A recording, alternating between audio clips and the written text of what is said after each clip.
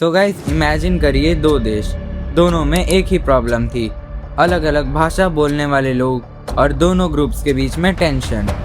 एक देश ने समझदारी दिखाई और बन गया यूरोप का सुपरस्टार, वहीं दूसरे देश ने लड़ाई चुनी और वो बर्बाद हो गया। So guys welcome to our another video, जिसमें हम लोग क्लास 10 सिविक्स के फर्स्ट चैप्टर को कवर करेंगे, जो कि है पावर शेयरिंग। तो चलिए हम अपने वीडियो को शुरू करते हैं। तो इस चैप्टर को समझने के लिए हमें दो स्टोरीज जाननी होगी। पहली स्टोरी है the story of Belgium. Belgium Europe का एक बहुत छोटा सा कंट्री है। इसको फ्रांस, नेदरलैंड, जर्मनी और लग्जमबर्ग बॉर्डर करते हैं। एरिया में ये हमारे हरियाणा स्टेट से भी छोटा है। यहाँ की पॉपुलेशन लगभग 1 करोड़ है, लेकिन यहाँ की सोसाइटी बहुत कॉम्प्लेक्स थी। देश के 59% लोग फ्लेमिश रीजन में रहते थे और डच लैंग्वेज बोलते थे। वही 40% लोग वेलोनिया रीजन में रहते थे और फ्रेंच बोलते थे, और बाकी 1% लोग जर्मन बोलते थे। लेकिन ट्विस्ट इन द टेल था कैपिटल सिटी ब्रुसेल्स। ब्रुसेल्स में 80% पीपल फ्रेंच भाषा बोलते थे और सिर्फ 20% ही डच। प्रॉब्लम ये थी कि माइनॉरिटी फ्रेंच कम्युनिटी ज्यादा रिच और पावरफुल थी। इसी वजह से 1950s और 1960s में डच और फ्रेंच बोलने वालों के बीच में टेंशन बढ़ने लगी। तो इन्होंने क्या किया? लड़ाई नहीं, उन्होंने चुना एकोमोडेशन। 1970 से 1993 के बीच बेल्जियम ने अपने कॉन्स्टिट्यूशन को 4 बार अमेंड किया ताकि सब लोग शांति से रह सकें।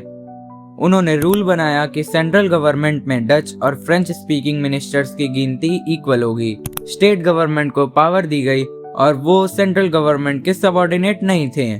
साथ ही ब्रुसेल्स की अलग गवर्नमेंट बनाई गई, जहां दोनों कम्युनिटीज को इक्वल रिप्रेजेंटेशन मिला, और एक थर्ड टाइप की गवर्नमेंट भी बनाई गई जिससे कम्युनिटी गवर्नमेंट कहते हैं, जो कल्चर, एजुकेशन और लैंग्वेज के इश्यूज देखती थी। इसका रिजल्ट क्या हुआ?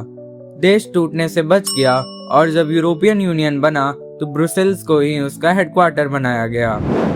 अब हम लोग चलते हैं हमारी दूसरी स्टोरी पर, हमारे पड़ोसी देश श्रीलंका में। ये एक आइलैंड नेशन है जिसकी पॉपुलेशन लगभग 2 करोड़ है।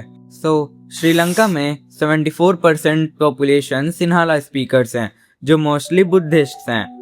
दूसरा बड़ा ग्रुप है तमिल स्पीकर्स का, जो कि 18% इन नंबर्स हैं, और इनमें हिंदूज एंड मुस्लिम्स दोनों आते हैं। तमिल के भी 2 ग्रुप्स थे, श्रीलंकन तमिल्स जो कि 13% और इंडियन तमिल्स जो कि 5% में थे। इनके अलावा 7% क्रिश्चियंस भी थे। श्रीलंका 1948 में इंडिपेंडेंट हुआ था। वहां के सिन्हाला लीडर ने अपनी मेजॉरिटी का फायदा उठाकर गवर्नमेंट पर डोमिनेंस बनाना चाहा। इसको बोलते हैं मेजॉरिटेरियनिज्म। ये एक बिलीफ थी जिसका मानना था कि मेजॉरिटी कम्युनिटी जैसे चाहे देश पर रूल कर सकती है और माइनॉरिटीज को इग्नोर किया जाएगा। 1956 में एक एक्ट पास हुआ जिसने सिन्हालास को अकेली ऑफिशियल लैंग्वेज बना दिया।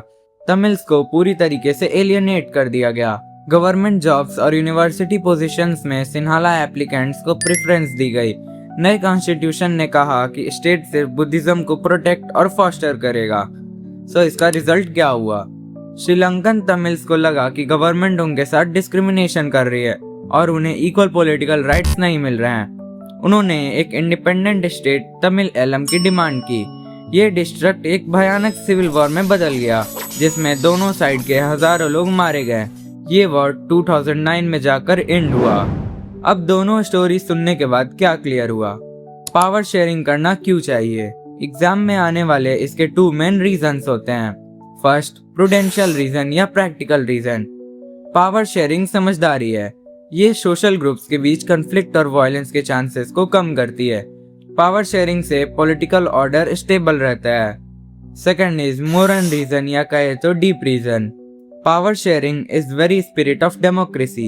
एक अच्छी गवर्नमेंट वही है जहां सिटीजन्स की पार्टिसिपेशन होती है और उनका सिस्टम में स्टेक होता है। तो मॉडर्न डेमोक्रेसीज में पावर शेयर आखिर होती कैसे है? इसके 4 मेजर फॉर्म्स हैं। Number 1, horizontal distribution of power. इसमें पावर गवर्नमेंट के डिफरेंट ऑर्गन्स के बीच शेयर होती है, लेजिस्लेचर, एग्जीक्यूटिव और जुडिशरी।